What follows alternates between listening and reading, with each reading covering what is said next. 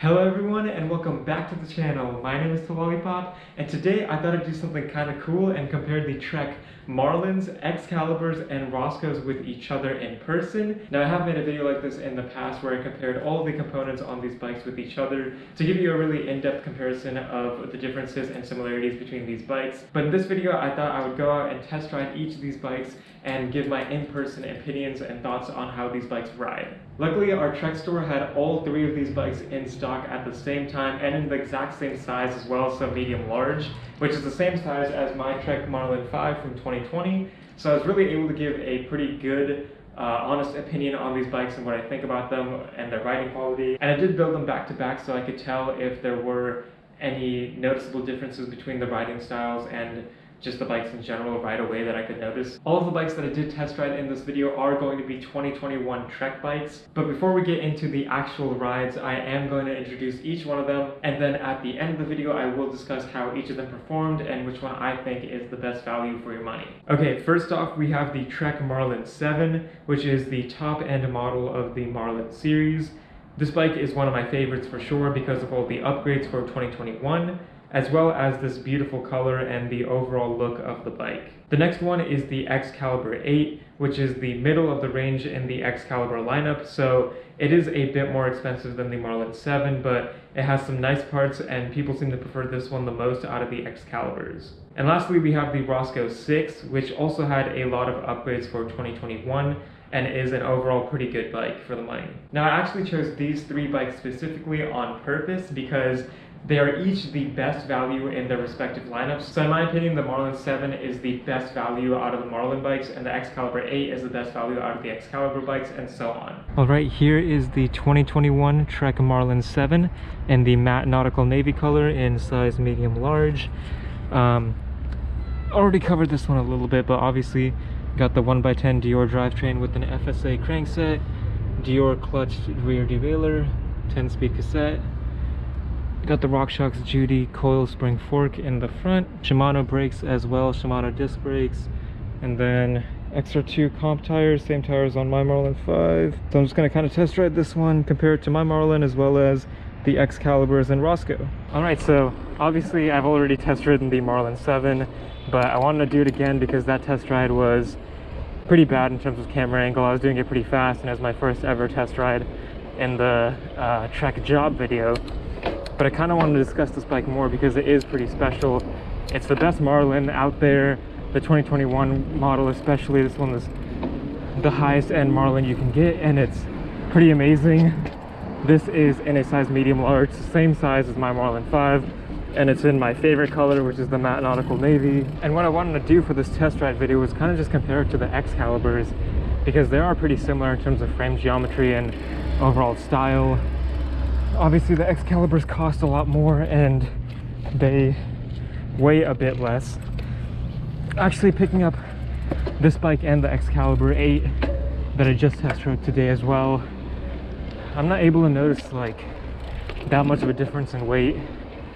So you do definitely get some weight savings on paper, but how noticeable that will be is up to you. And obviously this is a coil spring fork instead of the RockShox Judy air fork, which is on the Excalibur 7 and 8. But I love this bike a lot. It's definitely my favorite Marlin. If I didn't have my Marlin 5, I would definitely choose this one in this color. A lot of people have asked me about how this bike does on the road, if you want a Marlin for commuting purposes and trail riding purposes. And in my opinion, it does only have 10 speeds, so the Marlin 6 is of course going to be a better bike for the road and for commuting purposes. This one isn't terrible, but I can tell that the Marlin Speed does have a harder gear for pedaling quickly, but the climbing gear on this one is definitely not bad at all. It has a pretty big range. Not as big as the Excaliburs obviously, but it's definitely totally fine for any climb that you'll probably run into while commuting or anything like that. So it's a good bike overall. I think this one is definitely a great value for the money. I'd probably choose this one over an Excalibur 7 for the price savings because this year they really made this one a lot better. Alright everyone, this is the Trek Excalibur 8 2021 model in a size medium large.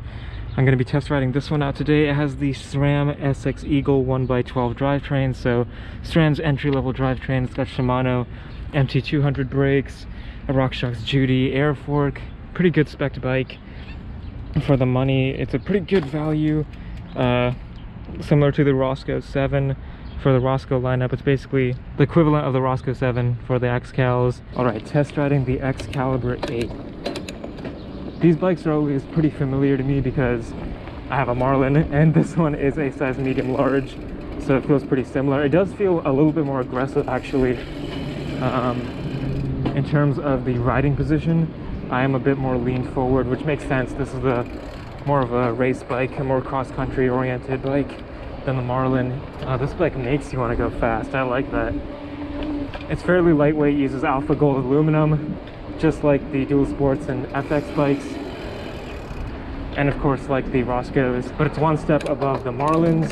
And obviously we have that SRAM 1x12 Eagle drivetrain, which is amazing. I love this drivetrain.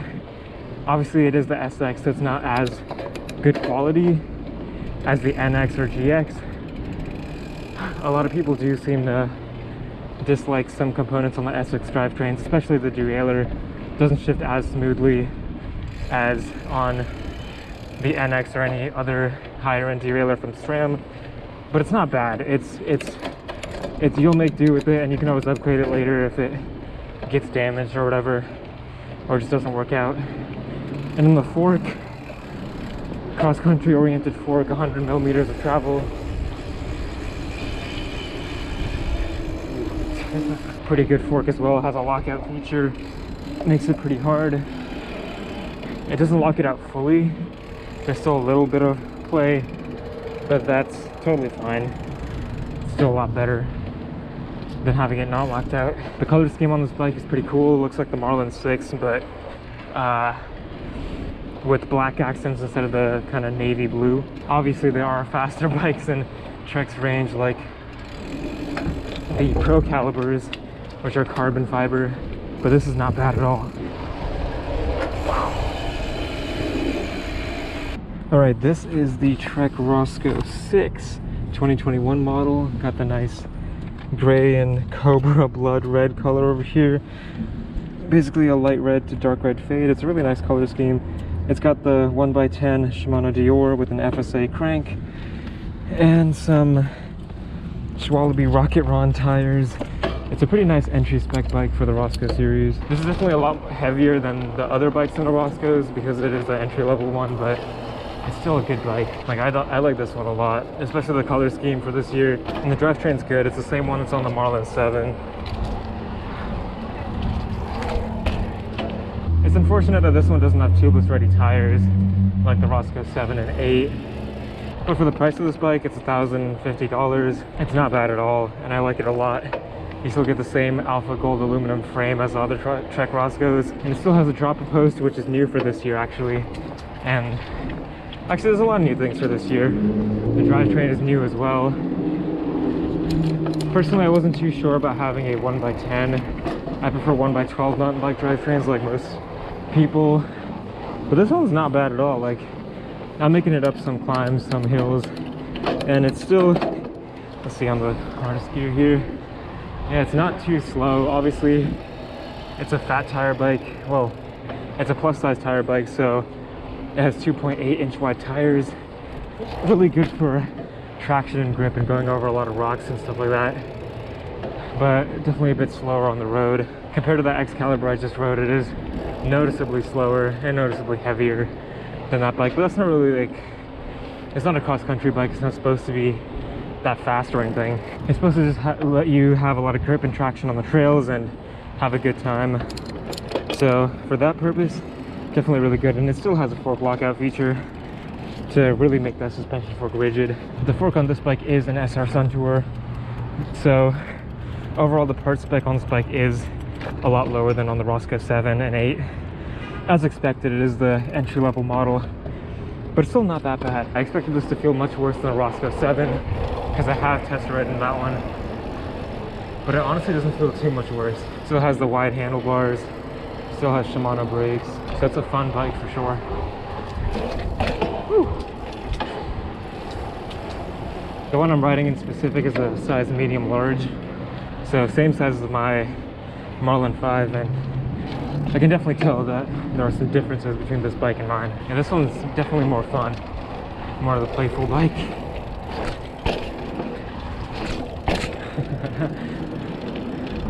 Yeah, I'm having a great time on this one. Okay, so what are my final thoughts on these bikes? I want to preface this discussion by saying that I did not get to ride any of these bikes on trails, but I can talk about how they rode on the road, as well as their components and all the other things I discovered while building these bikes and obviously researching them so much in the past. So first, I'm going to talk a little bit about pricing. So the 2021 Trek Marlin 7 is priced at $850 US. And then the next bike up is at $1,050, which is the Roscoe 6. So exactly $200 more and you get the Roscoe 6, and then basically $200 more and you get the Excalibur 8, which is priced at $1,270. So you have a pretty incremental price increase between these bikes. Let's start by comparing the Trek Marlin 7 to the Excalibur 8 because those are pretty similar bikes. They're both made for a cross-country purpose. The Marlins are obviously more beginner oriented. For 2021, Trek really made a lot of upgrades to the Marlin 7, that 1x10 Dior, the RockShox Judy, coil spring fork, all these good upgrades. In my opinion, I would personally choose the Marlin 7 over the Excalibur 8 and save $400. The Excaliburs are great bikes. They're really fast, they're really light, and they have a good part spec level, but in my opinion, just the value you get from the Marlin 7 as a mountain bike is just amazing. And especially for beginners, if you are a beginner rider, I think the Marlin 7 is going to be perfect for you. You save a lot of money, you don't have to spend too much, and then obviously you can upgrade in the future or just, you know, switch out your bike for another one once you actually figure out your riding style and what you really want out of a bike. That being said, if you are someone who is more experienced, the Excaliburs are a lot better because they do have a different frame. Obviously it is going to be the Alpha Gold aluminum, so it's lighter and stronger than the frame on the Marlins, but it also has a tapered head tube, which allows you to upgrade to a higher end fork in the future if you want to. It's going to be a lot easier for you to do that, as well as boost spacing, so it's going to be easier to upgrade your wheel set as well. As a bike just out of the box, I think the Marlin 7 is a better value. But if you're looking for the future, looking for those upgrades and things like that, the Excalibur is probably better. But if you are really going to upgrade your bike, the Excalibur 7 would save you some money to just get that Excalibur frame and upgrade some other parts as you wish. But then now we got to talk about the oddball out, the non-cross country bike, which is the Roscoe 6. Now for $200 more than the Marlin 7, I think that is a steal. It comes with a dropper post, it comes with those really wide tires, but obviously it is going to be, you know, a bit heavier than that bike. It comes in around like 34 to 35 pounds, so it's pretty heavy for what it is. At least that's the official weight. Typically the bikes weigh a little bit less than that, but it's a bit difficult to compare that Roscoe with the other two bikes because it is more of a trail-oriented bike. It has 27.5-inch diameter wheels, not 29ers like the Marlins and Excaliburs. So it's not as built for speed. It's more built for like that nimbleness, that playfulness, going like descending and things like that. Whereas this bike the Marlin 7 and the Excalibur 8 are more for cross-country and more for racing on like flatter paths and things like that. So you really got to think about which type of riding style you prefer before you pick one of these bikes. But in terms of value alone, the Roscoe 6 is a good value bike. It isn't tubeless ready, but neither is the Marlin 7. But for the things you get on the Roscoe 6 at that price point, it is pretty good. In my personal opinion, I would still stick with the Marlin 7 over the Roscoe 6 because the Roscoe 6 is a great value, but when you spend a little bit more on it to get the Roscoe 7 or the Roscoe 8, those bikes are much, much better in my opinion because they have that full tubeless ready setup, they have a better drivetrain, a better suspension fork, and you basically don't really have to upgrade much on them to be okay with them in the future, whereas the Roscoe 6 you might want to upgrade some things, like might want to get those tubeless ready tires, or might want to get a better dropper post or a better suspension fork and things like that. But if you are a beginner rider, the Roscoe 6 is going to be better than the Marlin 7. For what the Marlin 7 is intended for, I think it's an amazing value, and it's pretty hard to beat at that $850 price point when you compare it to these other Trek bikes. But those are my thoughts. Thank you guys so much for watching, and as always, leave any suggestions or comments in the comment section below, and I will try to get to all of them. But besides that, thank you so much, and remember to keep biking.